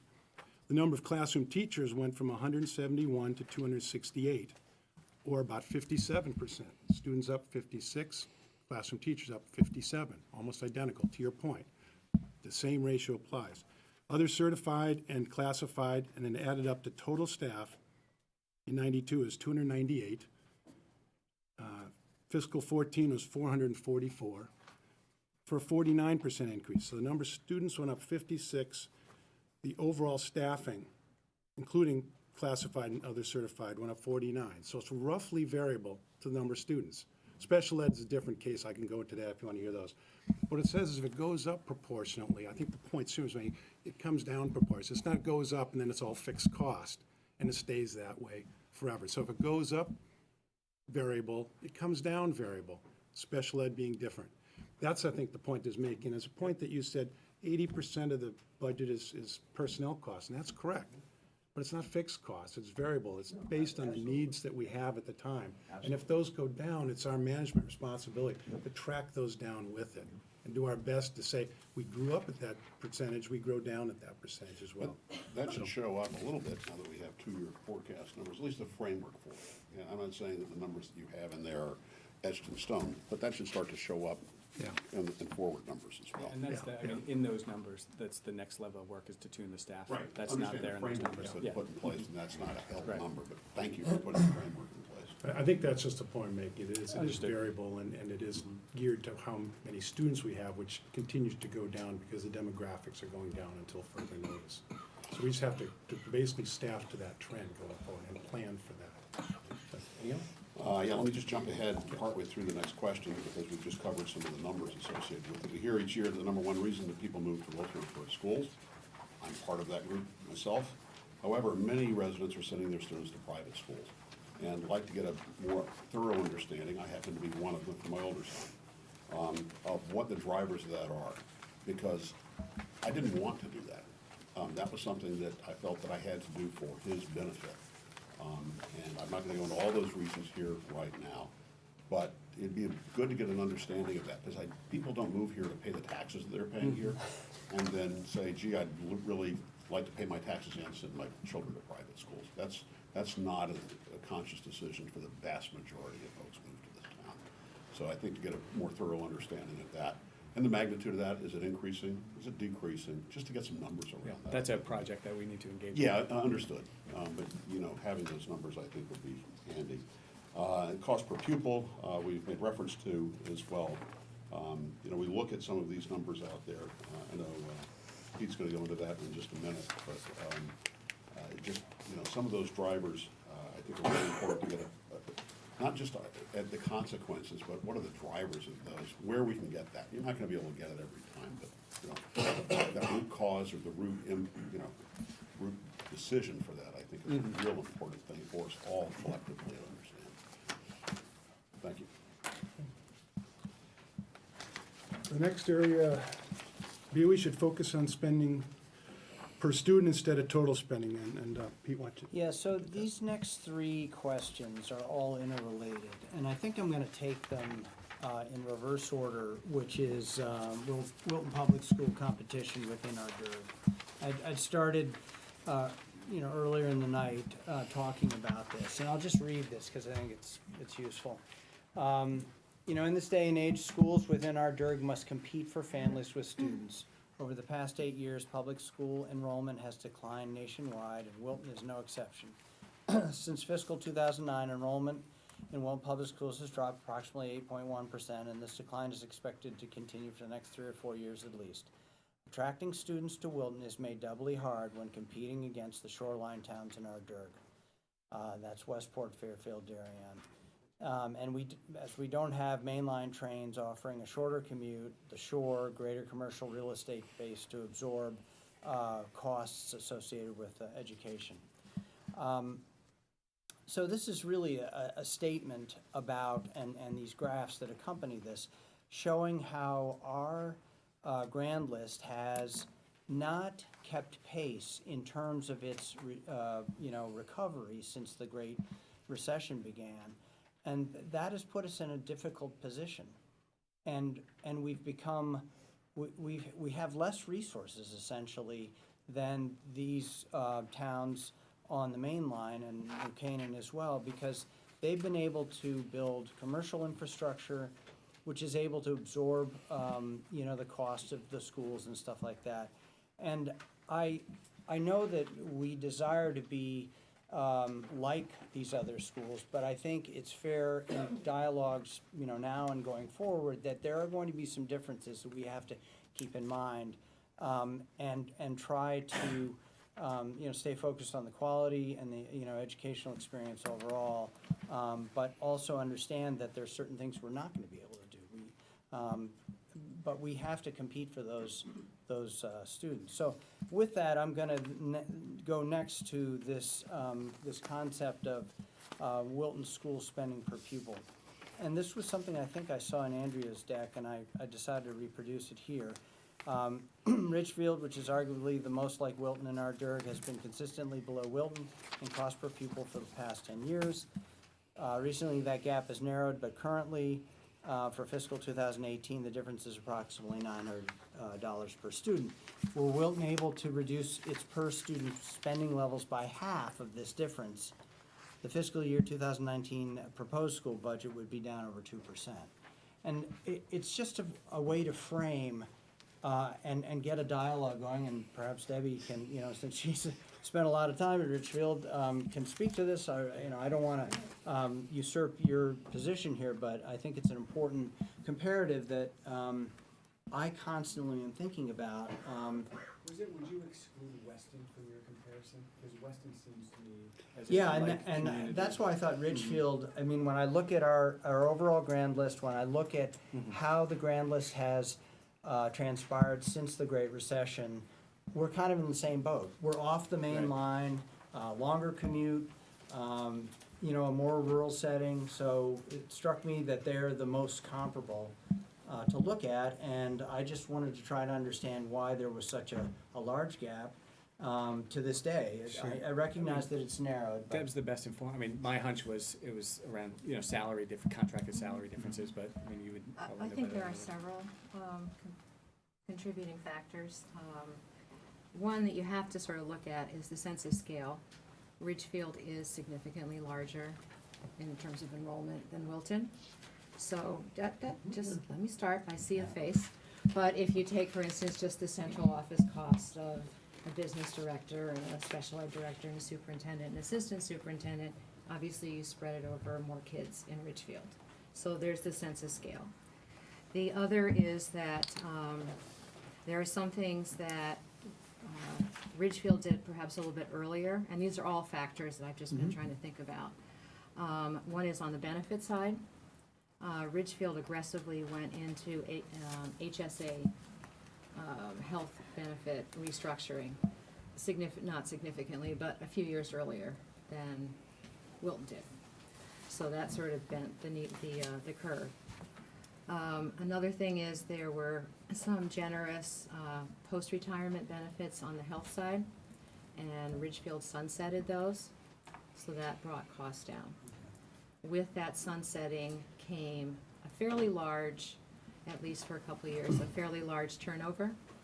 So there were a little bit larger turnover savings than perhaps a normal retirement flow. Either that or everybody got old at the same time, quite sure. The other thing is sorry, I said we, but Ridgefield also changed the busing schedule and format.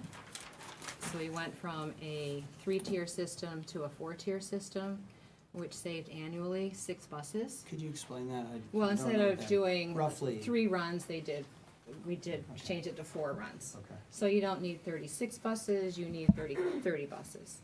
So if you 6 times, roughly, if my memory's correct, a bus at that point was about $80,000.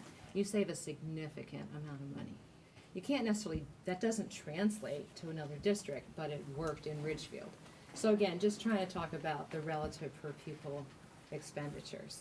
So on the benefit side, huge changes, and on the transportation side, pretty huge changes. And again, you have that census scale, larger enrollment, some things come out to be less expensive. The other thing is looking at programs. When I got there in 2007, there was a half-day 1950s half-day kindergarten program. It wasn't Wilton's kindergarten program, it was Ridgefield's half-day. So you took your kindergarten class, half of them came in the morning and half of them came at night. So the cost was significantly smaller. Now we were able to add it as enrollment declined. We decided to go to a full day kindergarten program. But again, per pupil differences, that's a reason. When I got there, Ridgefield's graduation requirements were the lowest in the DIRG. So in order to sort of increase the quality, over time we increased the graduation requirements. So started out with fewer staff members, added to, but again, the original difference. So these are contributing factors, and I have to tear apart each one and figure out what the FTE is and what the impact per pupil was. But that's significant to go from, can't remember how many graduation credits it was, to another, so it was, we started much lower than Wilton is the point, and then took several years. Did that translate into lower matriculation at colleges or lower SAT scores? Or, I mean, I'm trying to compare the two districts. We spent more on benefits and some of these things. I think if you go back historically, depending on how far back you want to go, that historically Wilton's results, as measured by standardized test scores, for many years, Ridgefield's were lower. I'd like to think that in recent years, the needle has moved on the test score results. But going back, and depending on how far back you want to go, late 90s, early 2000s, they were lower. And they're gradually, I'm thinking, improving. Other programmatic differences, no world language in elementary level at all in any form, still isn't. In 6th grade, world language was every other day. It has changed, but it started out as every other day. So I'm talking about things that either took more staffing over time, but started, much later than Wilton. You talk about non-direct staff versus direct teaching staff. In Ridgefield, and not a point to be proud of, there was one principal for each of 6 elementary schools. An impossible job to do. It took teachers offline. It took school psychologists offline. It wasn't, and you couldn't be as responsive to families and students and parents as you would like to be. So, but on the other hand, cheaper. So over time, tried to build that up as well, but that took several years and it's still not where it should be. So again, I'm not advocating for these, but I'm trying to explain the per pupil differences. Class sizes, elementary maximums were 26. Sometimes you could stretch it to 27 if you wanted to put another 8 in there. We have those here. So, okay, but again. Just saying, my son is in a class with 26. Well, I'm he's talking not about elementary. Not I'm talking about the elementary. elementary school. Not elementary. I'm not talking about a Okay. departmental average, I'm at the elementary school class size. So again, slowly but surely tried to bend that down to 25 as a maximum. But again, staffing levels were slightly, were different because of it. All this is incremental, of course. If you look at contracts, I think there are, in general, making this sort of broad statement, in general, incrementally lower somewhat in Ridgefield. I'm sorry, these are teacher contracts. Teacher contracts. So the advertising revenue, like at Tiger Hollow, to offset athletic costs. Oh, that's the other thing, athletics. Athletics, the pay for play was baked in many years before. And I'm sorry, say more about that when you say pay for play. Is that, The- these are the- participation? I'm fees? sorry, Okay, the thank you. participation fees, sorry. Participation fees for athletics. Plus the advertising from Tiger Hollow. That didn't come in until later, and it's not I'm terribly just significant. curious, what's the difference between participation fees here and there? Gosh, I've Roughly. gotta look it up. I don't even, Anyone know? are they the same now? Okay. But my point being, in Ridgefield, they were baked into the budget not decades, but at least a decade before Wilton added pay to play. Alright. So those are, as you look over history, why traditionally Ridgefield has come in lower than Wilton. So there's a host of factors, so I hope I've made some of them clear. Yeah, no, that's very helpful. And I'm not saying that I'm not advocating duplicating any of those necessarily, but they contribute to the per pupil differences in cost. Yeah, so I would say 2 things. First of all, the budget differences as of whenever it was, 2018, this current year, only $10 million. They're at 92, we're 80, roughly 82. So the difference in scale is really, I don't think, meaningful. To move the needle that much. And I guess all I would say, just rhetorically, is there's a place to look. There may be opportunities there, and not all of them are optimal, I recognize that, but I guess, I think, beginning to think comparatively versus within our own sort of sphere, to help, bench set is, I think, an important exercise. Let's see, so, and I guess that really covered this was actually not my question, but I'll put it out there, there is a chart in Dr. Smith's public budget presentation depicting 7 select towns' superintendent's request total budget increase percentages. Would the more relevant information be the approved spending per pupil for the last approved budget?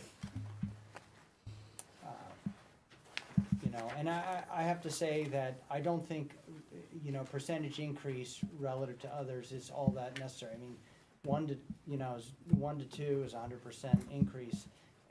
These are all different sized school budgets, and so it's really, I think, focus should be on spending per pupil. Based on a quick internet search which yielded the 16-17 spending, 4 of those 7 towns spent less per student, 2 towns spent more, but by less than $200 per student more than Wilton, and only 1 town, Greenwich, spent 10% more.